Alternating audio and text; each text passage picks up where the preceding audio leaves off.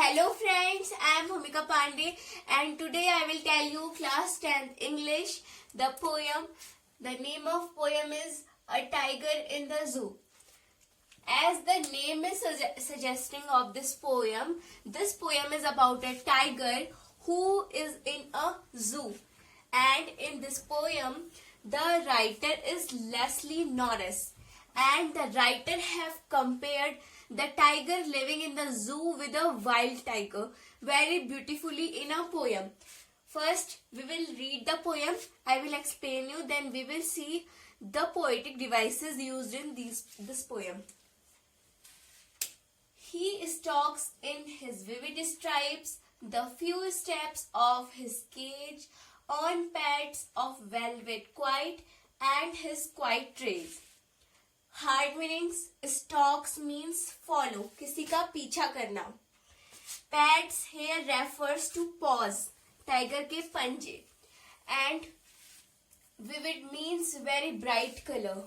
Bright color, as you have seen, the tiger have very bright orange and black color strips. So vivid is very bright color.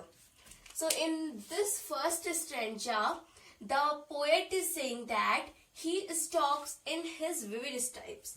वह अपने bright colors की जो उसपे tiger पे bright color की orange और black color की stripes है और वह and he follows us the few steps of his cage. As the tiger is in the cage, he can follow only few steps because the area of cage is limited. On pads of velvet quiet. Velvet is a fabric which is very soft in its nature. So, in his quiet race. Quiet means completely silent. Rage here refers to extreme anger. Very much anger which we can show, very high anger is called as rage. So these are two opposite meanings which the poet have referred only in one sentence. Quiet means very innocent, silent, and rage means very violent, very angry. So in this first para, poet is saying that a tiger follows us when we go in a zoo and he can only follow few steps because he is in cage and cage have only a limited area. On pads of velvet quiet in his quiet rage means he is very angry. He want to show his nature, his wild nature, very angry nature. But as he is in cage, he can't show us. So he on the pads of velvet quiet means when he moves, his paws are very soft like velvet, like a fabric. So it do not make any sound. This is the meaning of first para. The second para is, he should be lurking in shadows, sliding through long grass, near the water hole where plum deer pass. Now the hard meanings. Lurking means remaining hidden to wait for a prey. Almost you have seen a tiger. A tiger remain hidden anywhere and he remains to see when the prey comes. He can attack on that prey. Snarling. Snarling means making an angry warning sound. This is in the next para. First we will say second para. He should be lurking in shadows, sliding through long grass near the water hole where plum deer pass. In this sentence, author is comparing the tiger in zoo with the wild tiger. The author is saying that he should be like, means the tiger in the zoo should be like this tiger who is remaining hidden in the shadows of long grass and near the water hole, and where the deer, when the deer will come, he can attack on them to eat them. This is the meaning of second para. The third para, he should be snarling around houses at the jungle's edge, baring his white fangs, his claws, terrorizing the village. The hard meanings. Snarling, making an angry and warning sound which is called शेर का दहाड़ना. So means making an angry and warning sound. Bearing means uncovering, which are uncovered. Fangs means a large canine teeth, especially in dogs and wolves. But in this paragraph, a canine teeth is referred to a tiger's teeth. So in this sentence, in this para, the author is comparing again the zoo tiger with the wildlife tiger. He is saying that the tiger living in the zoo should be snarling around the houses which are at the corner of the forest. He should give them warning that I am coming. And he should show his white canine teeth, his claws, and he should terrorize all the villagers living. So in this para also, the author is comparing the tiger living in a limited area in a zoo with the tiger living in forest. The next stranger is, but he is locked in a concrete cell, his strength being bars, stalking the length of his cage, ignoring visitors. Now, same in this para, author is comparing. Author is saying that, lekin, he is locked in a concrete cell. Now, he can't show his ferociousness. He can't show his anger to people because people know that he is closed in a cage. He cannot do anything. So, people are aware. His strength is being bears. Means his strength, he can't show his strength. He is unable to show his strength. If he wants to, he can't show. Because peoples are outside and peoples are safe. The tiger can't come out of concrete cell. So in this, he can't show his strength, he can't show his ferociousness, he can't show his anger to people, stalking in the length of his cage, and he is ignoring all the visitors because if he will see the visitors, he will show his angry nature. So in this para also, author is comparing the tiger living in zoo with a wildlife tiger. The next para, he hears the last voice at night, the patrolling cars and stars with his brilliant eyes at the brilliant stars. Patrolling means keeping watch over an area. At night, in big cities, police cars, police vans always move in the area for searching if there is any problem in the area. So that is called patrolling, keeping watch over an area. And in this para, the author is saying that the tiger listened the last voice at night of the patrolling cars. When the police rounds, he listened the last voice of their cars and starts with his brilliant eyes at the brilliant stars. So at the last, the tiger is seeing at the stars in the sky with his brilliant eyes. So in this para, he have showed that the tiger in a zoo is very sad. He can't move freely. He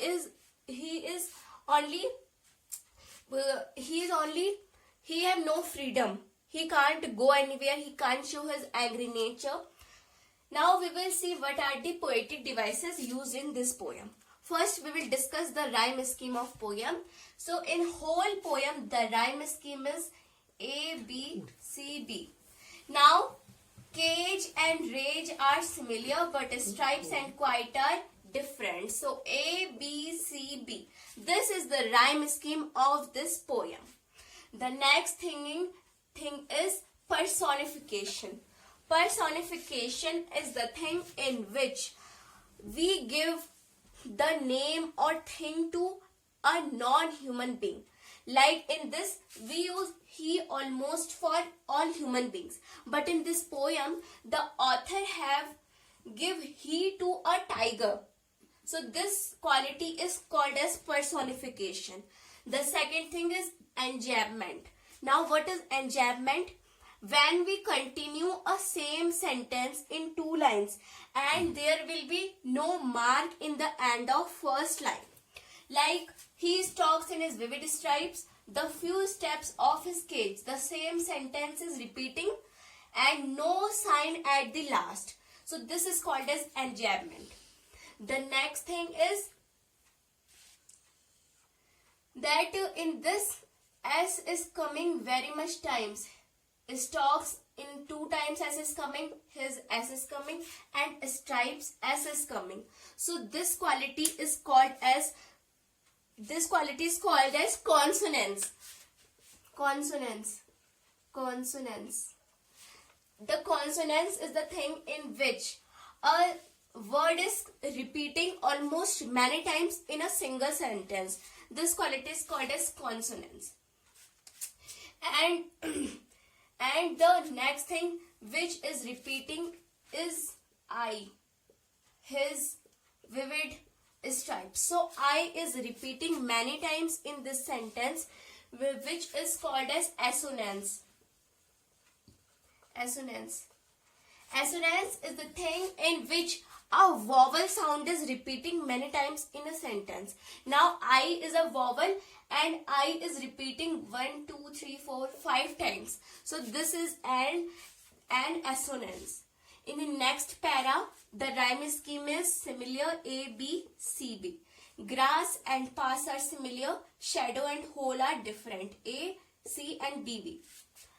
Now, the poetic devices which is used in this poem is personification. Tiger is referred as he. The next thing is enjambment. Sliding through long grass near the water hole. Same sentence is repeating in 2 lines without any sign at the end. And this quality is called as enjambment. And the next thing which is used in this is oxymoron. Now, oxymoron is the quality in which 2 words are starting with same word. Like plum, deer, pass. Now, plum is also starting with P and pass is also starting with P. This quality is called as oxymoron. The second thing in this paragraph is consonants. Now, in this paragraph, you can see that S sound is repeating as shadows. So this quality is called as consonant, and in this assonance is also repeating.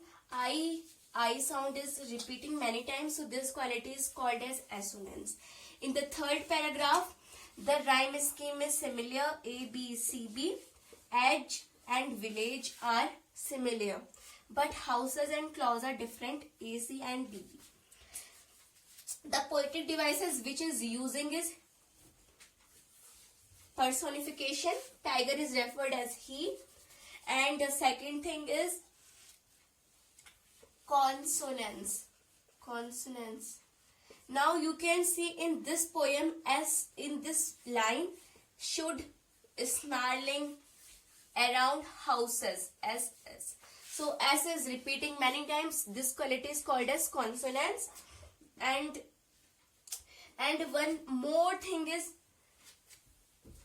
being in this poem. In this paragraph, these are the poetry devices which are used. In the fourth para, we know the rhyme scheme is A, B, C, B. Cell and cage are similar. Means birds and visitors are similar, but cell and cage are different, A, C, B, B. Now, the poetic devices which is using in this poem is, in this paragraph, is enjambment, which is same line is repeating in 2 or more lines without any sign in the last. Enjambment. And in this sentence, you can see that personification is also done. Tiger is referred as his strength. So his is commonly used for human beings, but in this poet has referred to tiger his. So this is personification. In the last para, the The rhyme scheme is A, B, C, B. Cards and stars are similar. Night and eyes are different.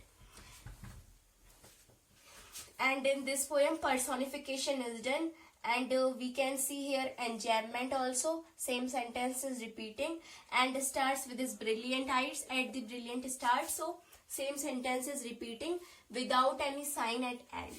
So these are the poetic devices which is used in this poem.